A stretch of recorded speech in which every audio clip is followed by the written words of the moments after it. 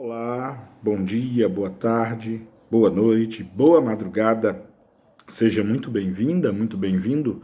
Meu nome é Marcos Vinícius e quero te convidar para a nossa aula de número 63 da obra O Livro dos Médiuns. Lembrando que nós estamos fazendo um estudo dirigido sobre essa obra e toda quarta-feira sai uma aula nova. Então, hoje é o dia da aula de número 63 e estamos na segunda parte do Livro dos Médiuns, capítulo 6, que se chama Manifestações Visuais, e hoje vamos adentrar no item 111, onde Allan Kardec se debruça sobre a teoria da alucinação. Olha, em primeiro lugar, é preciso entender que alucinação é um fato. Você, eu, qualquer um de nós está passivo de sofrer uma alucinação, ou seja, ver algo ou pensar que viu algo e achar que aquilo é real, tá? Então, alucinações existem. Então, o que Kardec vai falar a esse respeito? Obviamente, no tocante a manifestações visuais espíritas. Então, vamos nós aqui.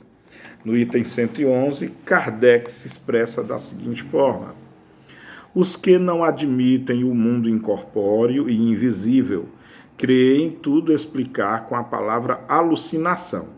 A definição dessa palavra é conhecida, um erro, uma ilusão de uma pessoa que crê ter percepção que realmente não tem, do latim alutinare, erro feita de ad lucem, mas os sábios que saibamos ainda não deram a sua razão fisiológica. A ótica e a fisiologia, não parecendo se lhes ter mais segredos, como ocorre que não tenha ainda explicado a natureza e a origem das imagens que se oferecem ao espírito em certas circunstâncias. Querem tudo explicar pelas leis da matéria, seja que deem, pois, por essas leis, uma teoria da alucinação, boa ou má, será sempre uma explicação.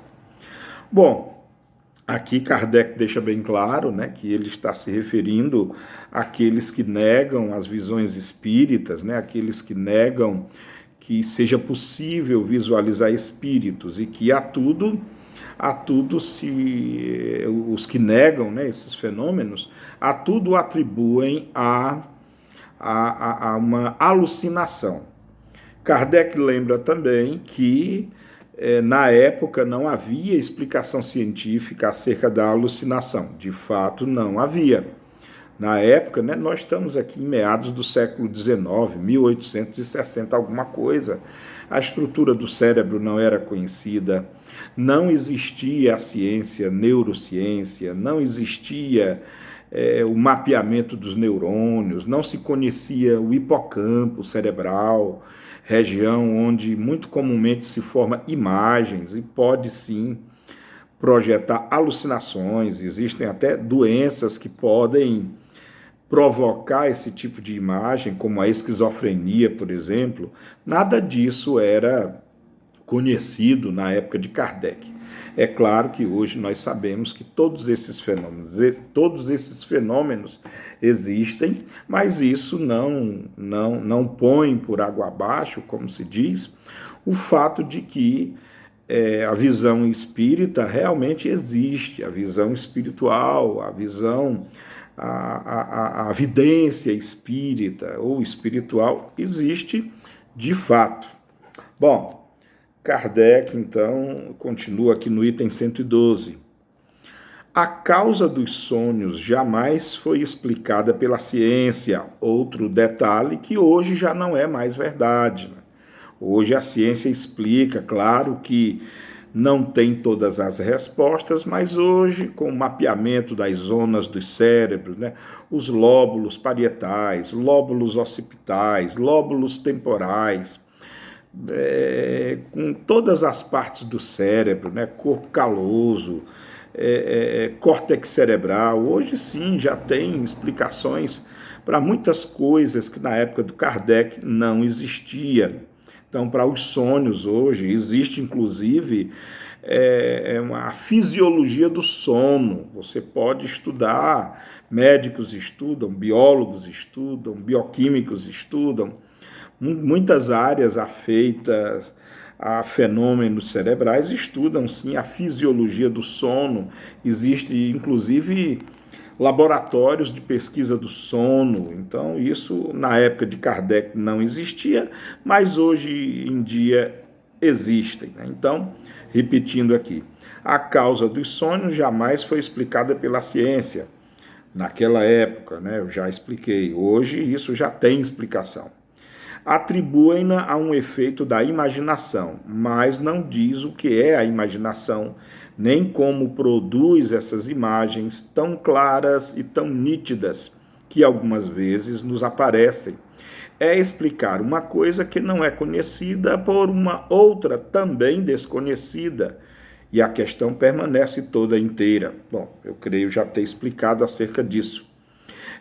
Disse, uma lembrança das preocupações da vigília, mas admitindo mesmo esta solução, que não o é, restaria ainda saber qual é esse espelho mágico que assim conserve a impressão das coisas, como explicar, sobretudo, essas visões de coisas reais que jamais se viram no estado de vigília e aquelas mesmas, ou mesmo em que jamais se pensou.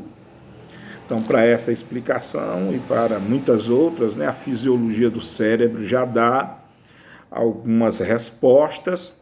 Claro que existem muitas lacunas, a própria estrutura do cérebro, ela não é totalmente conhecida, né? Muito há o que se pesquisar, muito há o que se investigar, mas hoje sim há muitas explicações científicas para os sonhos e para essas visões.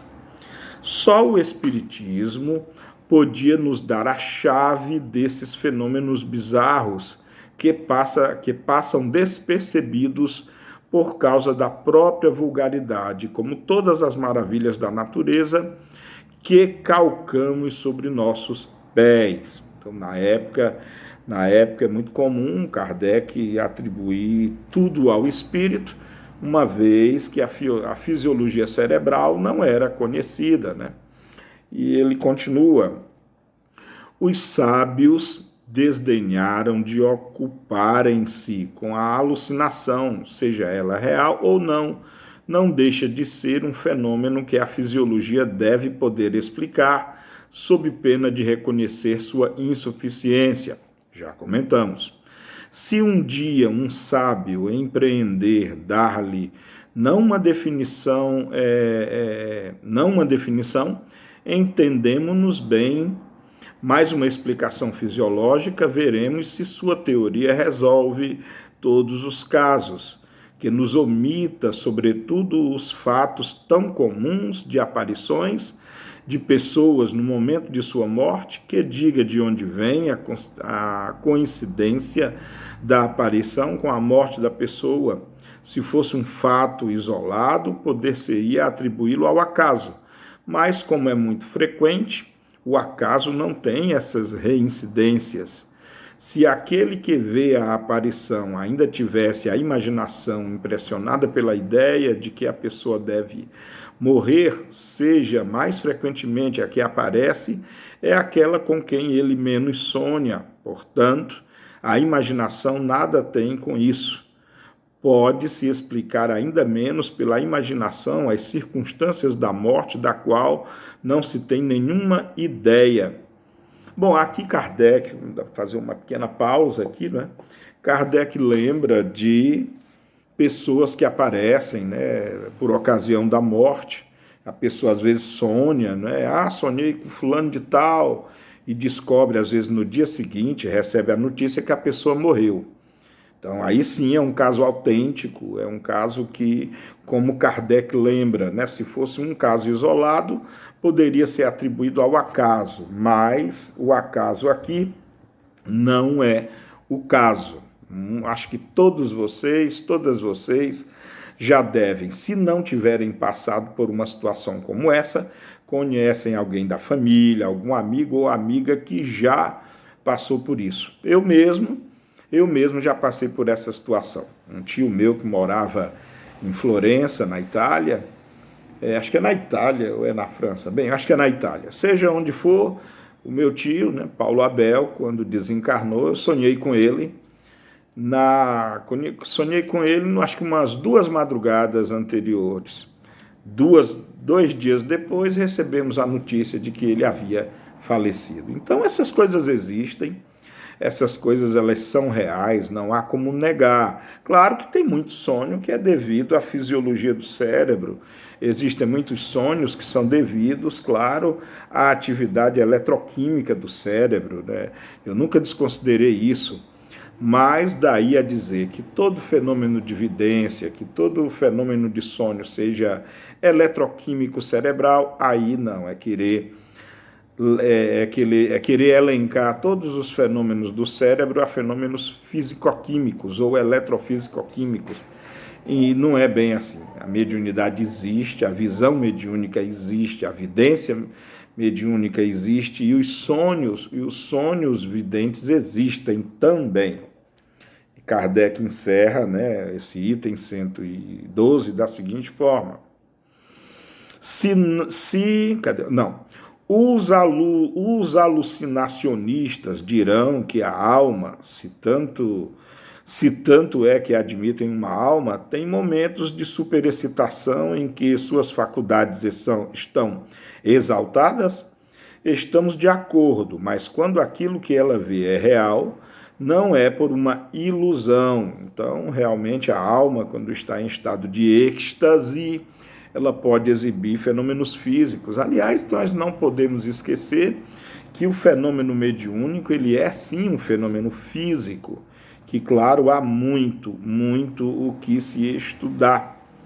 E Kardec finalmente encerra da seguinte forma: se na sua exaltação a alma vê uma coisa que não está presente, é portanto que ela se transporta. Mas se nossa alma pode se transportar até uma pessoa ausente, por que a alma dessa pessoa não se transportaria até nós? Que, em sua teoria da alucinação, queriam ter em conta estes fatos e não se esqueçam que uma teoria à qual se pode opor fatos contrários é necessariamente falsa ou incompleta. É preciso entender que aqui, né, no caso do transporte da alma ou transporte da alma, nós já estudamos isso em aulas predecessoras, é preciso entender que na nossa pesquisa, né, atual, o que é que ocorre? O espírito não sai do corpo, tá, gente? O espírito ele só pode sair do corpo pelo fenômeno da morte. O espírito não sai nem por um momento, mas o perispírito, né, que é projetado ou formado pelo espírito, ele pode sim expandir-se e nessa expansão ele pode ir a muitos lugares, por mais distantes que sejam. É uma radiação ou uma irradiação que ela é real, porém é preciso estudar muito dos seus detalhes ainda. Então não é que o espírito saia do corpo, é o perispírito que expande e, claro, a sensação que o espírito tem com esse fenômeno é de que ele sairia do corpo. Eu acredito que já comentamos isso antes. Bom, Kardec encerra o item 112 da seguinte forma: à espera de suas explicações, vamos tentar emitir algumas ideias a esse respeito. E a partir de agora, né, Kardec nos coloca a ideia espírita, né? A ideia da ciência espírita. É muito importante, gente, e lindo de se perceber que aqui é ciência pura espírita. Nós estamos estudando, debatendo ciência espírita, que faz tanta falta nos dias de hoje, não é verdade? Esses debates, esses estudos que realmente nos levam a um nível de conhecimento muito consistente acerca desses fenômenos. Bom, no item 113, Kardec escreve o seguinte: os fatos provam que há verdadeiras aparições as quais a teoria espírita explica perfeitamente e que só podem ser negadas por aqueles que nada admitem fora do organismo.